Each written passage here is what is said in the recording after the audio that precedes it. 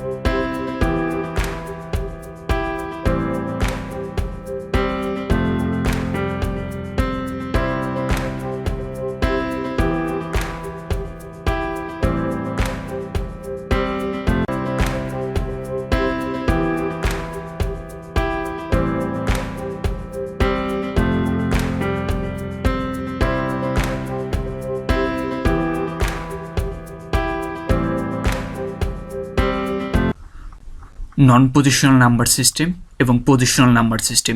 নন positional number system কি বা কাকে বলে?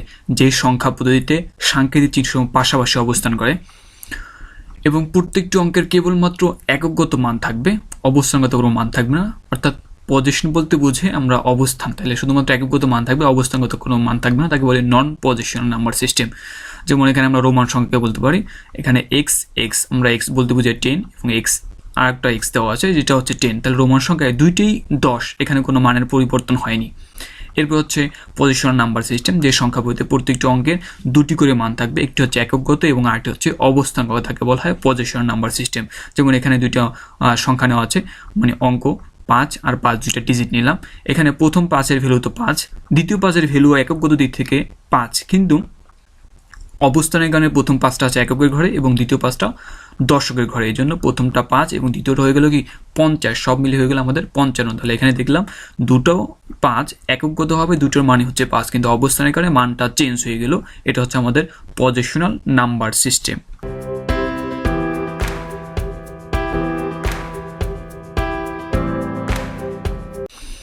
এরপর হচ্ছে পজিশনাল নাম্বার সিস্টেম বা সংখ্যা পদ্ধতির কিছু বৈশিষ্ট্য।